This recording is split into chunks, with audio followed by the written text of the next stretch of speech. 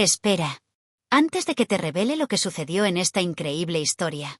Si ya estás listo para ser mi cómplice en esta aventura, suscríbete ahora mismo y deja tu me gusta. Es hora de que la historia comience. Mi sobrino se rió en mi cara creyendo que yo era senil, pero mi teléfono grababa todo. Mi sobrino estaba en mi cocina, me miró directamente a los ojos y se rió. Se rió con desprecio mientras le decía a su madre que la anciana senil no podía detenerlos. Lo dijo con una frialdad absoluta, como si yo ni siquiera estuviera en la habitación, como si ya fuera un fantasma. Yo tenía 71 años. Había sobrevivido a un derrame cerebral. Había enterrado a mi marido. Había pasado 42 años administrando el dinero de otras personas sin cometer un solo error. Pero para Darren, yo era solo un obstáculo, una mujer confundida que se interponía entre él y todo lo que yo poseía. No discutí. No lloré. No le di ningún motivo para sospechar que yo entendía perfectamente lo que estaba pasando. Simplemente sonreí con calma y le dejé creer que ya había ganado. Lo que Darren no sabía era que mi teléfono estaba grabando cada una de sus palabras. Lo confesó todo esa tarde. Me dijo que iban a poner la casa a su nombre. Me dijo que vaciarían mis cuentas mientras yo estuviera demasiado perdida para darme cuenta. Me amenazó diciendo que, si intentaba defenderme, le dirían a todo el mundo que tenía demencia. Nadie me creería. Estaba tan seguro de sí mismo que me daba lástima. Él creía que ser viejo significaba estar indefenso. Estaba profundamente equivocado. 2 semanas después, me senté frente a mi abogado y deslicé mi teléfono sobre la mesa. Él escuchó la grabación 2 veces en un silencio sepulcral. Cuando terminó, me miró a los ojos y me dijo que eso era exactamente lo que necesitábamos. 3 días después, los detectives llamaron a la puerta de Darren. ¿Qué encontraron? Permítanme empezar desde el principio. Mi nombre es Harriet, tengo 71 años y pasé 4 décadas como contable en Clearwater, al sur de Kansas City. Los números siempre fueron mi lenguaje. Mientras otros se enredaban con recibos y formularios, yo veía patrones y orden. Podía detectar un error en un libro de contabilidad a 3 páginas de distancia. Era excelente en mi trabajo y ahorré con disciplina durante toda mi carrera. Me casé con Eugene cuando tenía 24 años. Él era un carpintero maestro que construía muebles a medida en el taller detrás de nuestra casa. Su talento era tal que la gente conducía durante horas solo para comprar una de sus piezas. Eugene era la paciencia personificada, el tipo de hombre que medía 2 veces y cortaba una sola vez. Compramos nuestra casa de campo hace 45 años. 3 dormitorios, una cocina amplia y una vista a los campos que se vuelven dorados en otoño. Él llenó ese hogar con su alma, la mesa del comedor, el cabecero de nuestra cama, la estantería que todavía guarda sus películas favoritas. Era nuestro refugio. Eugene falleció hace 7 años tras una caída accidental en su taller. Se golpeó contra el suelo de cemento y nunca volvió a despertar. Lo encontré allí cuando le llevaba el café de la tarde. Los médicos dijeron que no hubo nada que hacer. Le sostuve la mano en el hospital hasta que los monitores se quedaron en silencio. Tras su muerte, la casa se sintió inmensa y vacía, pero me quedé porque irme se sentía como abandonarlo a él. Nunca tuvimos hijos. Lo intentamos durante años, pero el destino tenía otros planes. Por eso, volqué todo mi afecto en mi sobrino Darren. Mi hermano Leonard y su esposa Pauline lo tuvieron cuando yo cumplí 37. Lo cuidé cada fin de semana, pagué sus aparatos dentales y le di dinero para la universidad. $5,000 que nunca regresaron después de que abandonara los estudios en el primer semestre. Leonard era mi único hermano, 5 años menor y extremadamente encantador. Podía convencer a cualquiera de cualquier cosa. Murió de un ataque al corazón hace 8 años, justo antes del accidente de Eugene. Perderlos a ambos casi me destruye. Pauline se volvió a casar pronto con Vince, un hombre que sonreía demasiado y que siempre estaba corto de dinero por sus problemas con el juego. Nunca me inspiró confianza, pero guardé silencio por la familia. Darren creció siendo el reflejo de su padre, encantador por fuera, pero vacío por dentro. Saltaba de un empleo a otro, buscando siempre el camino fácil. A los 34 años, nunca había mantenido un trabajo por más de 8 meses. Siempre tenía un plan nuevo para hacerse rico rápidamente. Tras la muerte de Eugene, las visitas de Pauline y Darren se volvieron frecuentes, pero siempre terminaban en peticiones de dinero.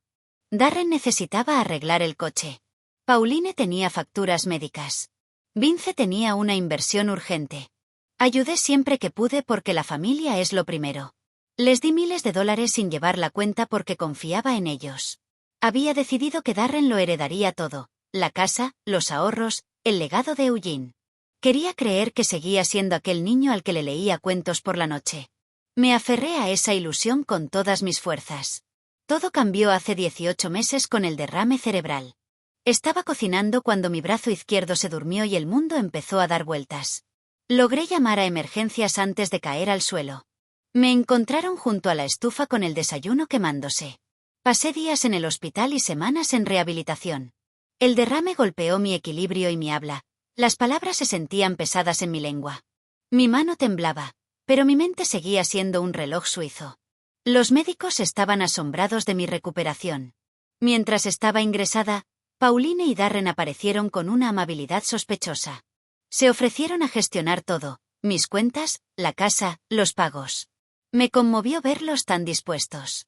Le di a Darren acceso a mi cuenta corriente y le revelé dónde guardaba mis documentos personales. Al volver a casa, estaba tan feliz de recuperar mi cama que no noté nada extraño al principio. Sin embargo, las grietas empezaron a aparecer. Recibí un aviso de corte de electricidad por una factura que Darren juró haber pagado. Cuando le pregunté, se limitó a decir que lo habría olvidado. Luego revisé mis ahorros y faltaban $8,000. Darren se tensó y luego, con una sonrisa condescendiente, me dijo que seguramente estaba confundida por el derrame. Insistió en que yo había retirado el dinero y que simplemente no lo recordaba. Trató de hacerme dudar de mi propia cordura, pero yo conocía los números mejor que a él. Comencé a llevar un registro secreto en un cuaderno, tal como hacía en mis años de contable. Pedí extractos físicos al banco y realicé los cálculos a mano. Los números no mentían nunca. En 14 meses, habían desaparecido $47,000. Eran retiros constantes vinculados directamente al acceso de Darren. Confronté a Pauline y su reacción fue aterradora. Sus ojos se volvieron de hielo. Me miró como si fuera una niña pequeña y me dijo que debía aceptar que ya no era tan aguda, que el derrame me había cambiado. Afirmó que yo gastaba el dinero y luego lo olvidaba. Cuando pedí ver los estados bancarios, prometió traerlos y nunca lo hizo. Entonces llegó la noche que reveló la verdad absoluta. Eran las 10 de la noche y yo fingía dormir, pero mi mente no dejaba de sumar y restar. Oí voces en el porche. Pauline y Darren seguían allí. Me acerqué a la ventana y escuché a Pauline decir que debían moverse rápido porque yo empezaba a preguntar demasiado. Darren soltó esa risa que antes me parecía encantadora. Le dijo que no se preocupara, que yo estaba demasiado senil para notar nada y que, para cuando me diera cuenta, la casa ya estaría a su nombre. Se burló de la idea de que alguien le creyera a una anciana confundida antes que a su propia familia. Me quedé helada, con el corazón martilleando en mis oídos. Me estaban robando la vida que Eugene y yo construimos y planeaban usar mi salud como arma para destruirme. Si me defendía, me declararían incapaz. Me pintarían ante el mundo como una anciana patética. No hice ni un solo ruido. Regresé a la cama y esperé al amanecer con una claridad que no había sentido en años. Pensaron que estaba rota, pero no tenían idea de quién era yo realmente. Fui al banco en cuanto abrieron. Sandra, la gerente que me conocía de siempre, me recibió preocupada. Le expliqué mis sospechas con la voz firme y profesional de mis mejores años de trabajo. Ella revisó el sistema y su rostro se ensombreció al ver el patrón de retiros no autorizados por Darren. En ese mismo instante, eliminamos su acceso y congelamos mis fondos. Salí de allí con las pruebas impresas en mi bolso, lista para mi siguiente parada. Gerald Utechkins, el abogado de confianza de Eugene, me recibió de inmediato. Le conté el horror de los últimos meses y el plan que escuché en el porche. Gerald me explicó que estábamos ante un caso de abuso financiero criminal. Necesitábamos una prueba de intención irrefutable para ir más allá de una demanda civil. Me explicó que podía grabar legalmente cualquier conversación en la que yo participara. Ese fue el inicio de mi contraataque. Pasé horas practicando con mi teléfono, asegurándome de que supiera activar la grabadora con un solo movimiento casual.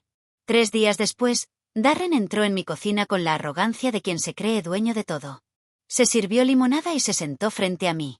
Le dije que quería dejar todo organizado para que él y Pauline no tuvieran problemas cuando yo faltara.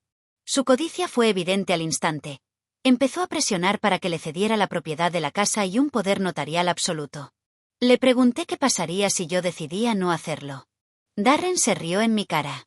Me dijo que nadie me creería porque mi cerebro ya no funcionaba bien. Me amenazó con decir que me había vuelto loca si intentaba causar problemas. Sonreí con la tristeza fingida de quien se rinde y le dije que probablemente tenía razón. Él me dio unas palmaditas en la mano, me trató como a una niña y se fue. Nunca se percató de que su confesión estaba grabada de principio a fin. Llevé el audio a Gerald al día siguiente. Él escuchó el desprecio en la voz de Darren y supe que se le acababa el tiempo. Gerald contactó al fiscal y la investigación se volvió oficial. Lo que descubrieron los detectives fue un nido de víboras. Pauline ya había falsificado mi firma en documentos para traspasar la escritura de la casa. Estaban a solo unas semanas de dejarme en la calle legalmente. También descubrieron que mis ahorros financiaron un camión para Darren y las deudas de juego de Vince. La mañana de los arrestos fue gris y fría. Darren fue detenido en su apartamento. Intentó correr pero no llegó lejos. Pauline fue arrestada poco después. Seguía gritando a los agentes que yo estaba loca y que no entendía nada, pero las esposas se cerraron igual sobre sus muñecas. Vince fue llevado para interrogatorio y aunque no fue a prisión de inmediato, se convirtió en una pieza clave para cerrar el caso contra los otros dos. En la audiencia preliminar, entré en la sala con el vestido que usaba para mis reuniones más importantes. Darren se veía diminuto y patético en el banquillo.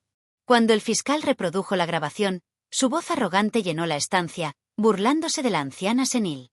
El silencio que siguió fue absoluto. Miré a Darren y por fin vi miedo en sus ojos. Le dije que me había llamado senil y que creía que no podía detenerlo, pero que había olvidado que yo sabía leer un libro de contabilidad y detectar mentirosos. Darren se declaró culpable para evitar un juicio peor. Fue condenado a 4 años. Pauline, a pesar de sus mentiras, fue hallada culpable de falsificación y recibió 3 años. Vince quedó en libertad condicional tras confesar que llevaban un año planeando el robo. Perdí una parte de mi dinero, unos $16,000 que nunca volverán, pero mi casa está a salvo. Las transferencias ilegales fueron anuladas y mi nombre vuelve a figurar como única dueña. Hoy, cada vez que camino por estas habitaciones, acaricio los muebles que Eugene hizo con tanto amor. He borrado a Darren y a Pauline de mi testamento. Ahora todo irá a un fondo de becas para estudiantes de contabilidad. Es mi forma de asegurar que mi legado ayude a quienes realmente valoran el esfuerzo. Lo más doloroso no fue el robo, sino darme cuenta de que mi propia familia me veía como una presa y no como un ser humano. No guardo odio, porque el odio consume una energía que prefiero dedicar a vivir. Pero la traición rompió algo que no se puede reparar. Gerald sigue visitándome para tomar café y charlar, y mis vecinos se aseguran de que nunca me falte compañía. Ahora soy voluntaria en el centro de mayores, enseñando a otros a protegerse de los depredadores financieros. Les digo siempre lo mismo, ser viejo no es ser débil y el silencio no es una rendición. A mis 72 años, mi mente es más afilada que un cuchillo. Mi hogar es mío y la memoria de Eugene sigue viva en cada rincón. A veces me preguntan cómo mantuve la calma mientras mi sobrino planeaba mi ruina. Les respondo que 42 años analizando números me enseñaron a ser paciente. Me enseñaron que la verdad siempre cuadra al final. Solo hay que estar preparada para cuando el balance se cierre. Y yo, definitivamente, lo estaba. Un mensaje de Harriet para ti. Si has llegado hasta aquí, probablemente comprendas que los números no son lo único que debe cuadrar en la vida, también debe hacerlo la lealtad. A mis 72 años, he aprendido que la mayor herramienta que tenemos es la información y el apoyo mutuo. He compartido mi historia contigo no solo para desahogar mi pasado, sino para recordarte que nunca debes permitir que nadie subestime tu fuerza, sin importar tu edad o tus cicatrices. Si este relato te ha servido de inspiración, o si crees que alguien más necesita escuchar que la justicia es posible cuando somos pacientes y astutos, te invito a formar parte de nuestra comunidad. Suscríbete al canal. Aquí seguimos dando voz a historias de resiliencia, valentía y verdades que salen a la luz. No permitas que estas lecciones se pierdan en el silencio. Dale me gusta. Tu apoyo ayuda a que este mensaje llegue a más personas que, quizás ahora mismo, se sienten indefensas frente a una injusticia. Comenta desde dónde nos ves. Me encantaría saber hasta dónde ha viajado mi historia. En mi pequeña cocina en Clearwater aprendí que el mundo es grande, pero las conexiones humanas lo hacen cercano. Como siempre decía Eugene, mide 2 veces y corta una. Infórmate, prepárate y mantente alerta. Gracias por acompañarme hoy y por ser testigo de que, al final, la verdad siempre encuentra su camino.